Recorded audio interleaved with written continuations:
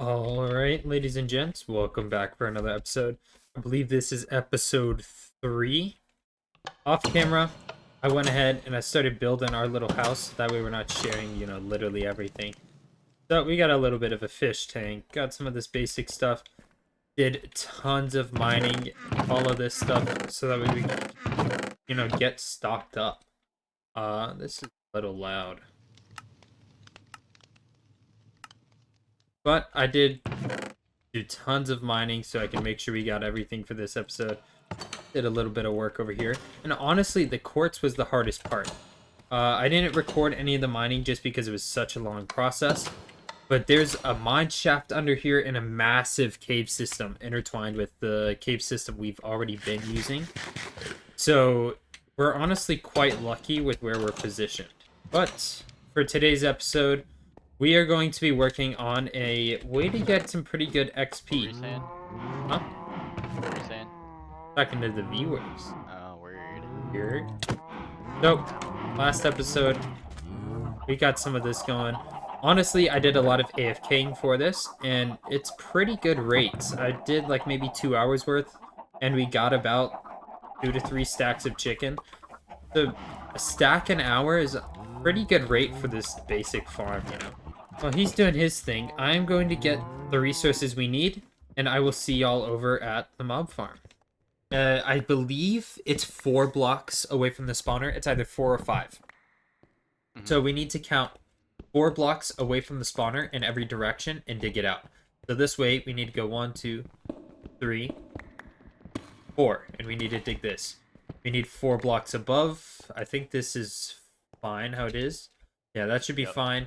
This is fine. Eventually, when we're done, we'll put slabs on top of this to prevent this zombies from spawning on top of this.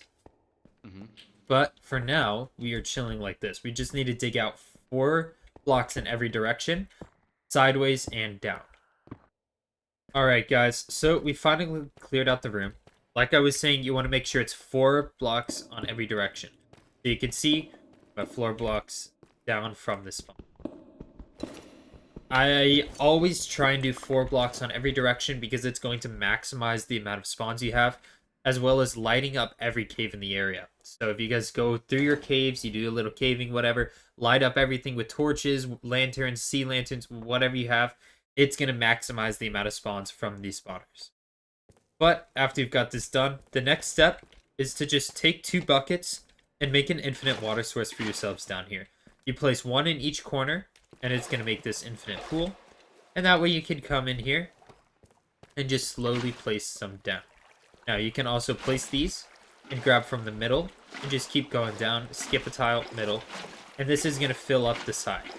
We only want to fill one side of this because filling up multiple sides is kind of pointless. It'll just push them all into a middle point. If you wanted to make it go in dead center, you can, but for me, I like to do it this way. So I have all of the water pushing towards the side I want it to go. And then because our base is about that direction, and we know where the caves are in that direction, we want to push this that way. So we are then going to come over here, and we're going to dig 2 blocks down on this end. Alright, and now that we got this built, all you have to do, place down a single bucket of water, and find where it stops. This is the tile it stops at, so we'll go down another block, and we'll go. The reason it stops there is water can only run 8 blocks long before it ends up stopping. So we'll just go all the way down until we reach the end. Now, because we do not want to be stuck here, and we need to get more water, we're going to come up, and we're now done with the water. So we can go ahead, fill our buckets again if we want, and then we can close this off.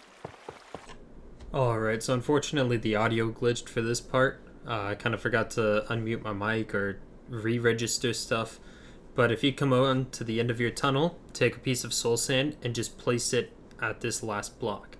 This is going to allow for us to make a soul sand elevator and move the zombies elsewhere.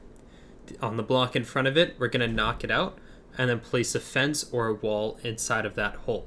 That's going to be registered as a 1.5 blocks tall, so as the zombies come forwards like this, the fence is going to push them up, and then it's going to push them up a second time onto the soul sand. That way they can be pushed up. It's going to work similar to a stair or placing a slab. And then we're going to place the 3 signs that I just placed. That way when you build the soul sand elevator, your water isn't going to flow out of the sign and into the waterway, destroying everything. So then we need to go up about 23 blocks. You can go as high as you want to, but keep in mind you will need to have 23 blocks of like leeway. That way the husks can still fall, or not husks, I'm thinking save the world. That way the zombies can then fall and be about one tap with a sword. Obviously, sweeping edge won't one tap them, but bringing them down 23 blocks is going to make them two punch with your fist. So just keep in mind as you go up, you want to leave about 23 blocks for them to fall. Then we're just going to make it to the top and place water to fall all the way down. Alrighty, as soon as you dig all the way up to the level you want, we're now going to have to build a little bit of a waterway. Careful you don't fill this with water before then, because it's going to make it a pain for you. But you're going to dig a little bit of a waterway and then go in and place the water in afterwards. I did it the opposite because I completely wasn't thinking, but make sure you go up as high as you need and then build at least an 8-block tunnel in the direction you want to push the zombies. Alrighty, after making sure you have the tunnel up top built, you can replace the soul sand temporarily with a piece of dirt and place kelp on top of this. This is going to turn the flowing water that we placed starting from the very top into source blocks, which will allow the soul sand elevator to actually work. Be careful you don't die during this process because you will take damage if you make your tunnel super tall. You might want to build a little bit of an airway pocket somewhere so that way you can breathe halfway and then continue. After placing the kelp, you can just go back down to the bottom, break the dirt, and then place down your soul sand. But after we build this tunnel here, we reach the end of our 8 blocks, and now we can count down 23 blocks. Alright, 23 blocks takes me to right here in this point, which luckily enough for us is quite literally on top of this area here. If I'm standing about here, it still activates all of these. So I can turn this little spot into my kill zone. I'm getting the boys to dig our way down and up here so that way we don't have to keep using the cave to get here. We can have more efficient ways. But now it's just all about making this look pretty. So you can do whatever you want.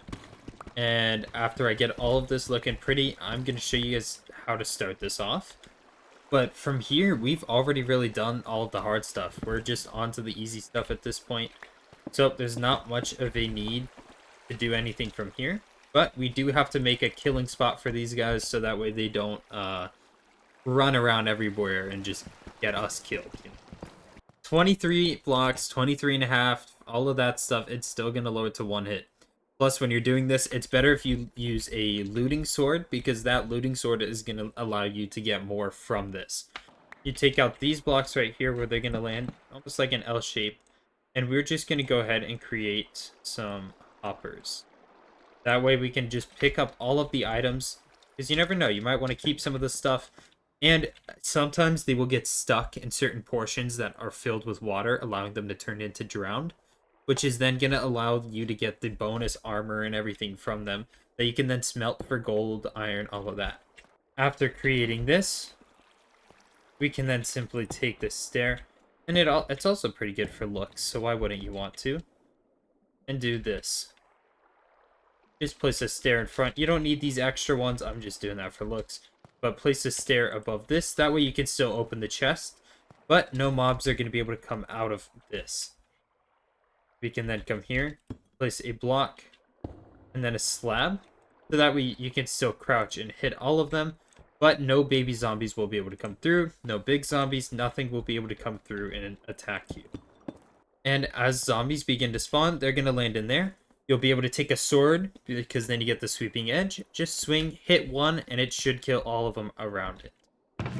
So you can always use your fist too. They should be about a 2 or 3 punch with your fist. But I would personally much rather use a sweeping edge sword and place something like looting 3 on it. So that way I'm getting additional stuff out of this.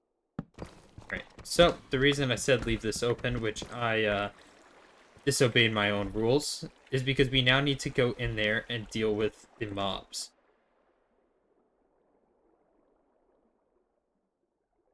So we are going to go ahead and head on in.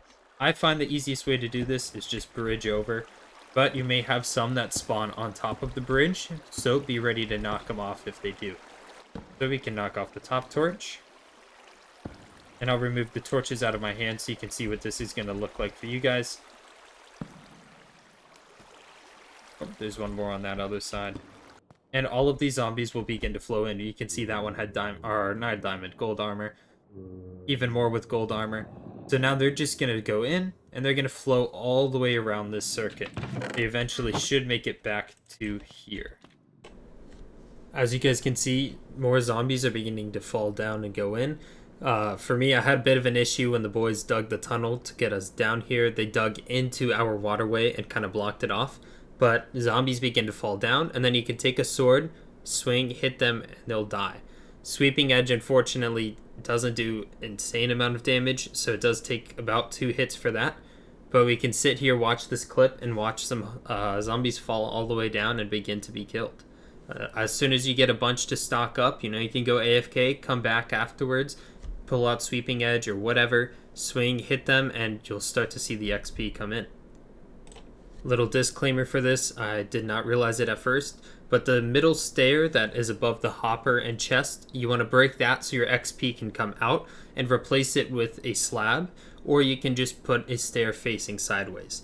The issue with having the stair is it's not a transparent block, so things can't come through it, such as XP. We want to then change it into something like the slab, so that way XP can come under it, but we still don't have any baby zombies or normal zombies glitching through and coming to attack us. That's it for this episode though, guys. I hope this helps you guys out when you guys try and build XP farms, but I definitely know this is going to help us out a lot. What you're seeing right here was a little bit more stuff that had some glitched audio, so I'm just using this to show you guys we finally made our enchantment table. So for next episode, we're going to be working towards getting some pretty OP gear and hopefully some looting 3. That way we can use this XP farm a little more to its fullest intent. But it's pretty much it for this episode. So if you guys enjoyed, make sure you guys hit that subscribe button, hit that like button. If we get to 25 likes on the video, then I'll drop the next episode early. But we're going to try and keep this series to about upload a week. So I hope you guys enjoyed. Join the Discord if you haven't already. We do tons of Save the World stuff over there. I'm looking into making some Minecraft stuff for that channel. And without further ado, I'll catch y'all in the next one.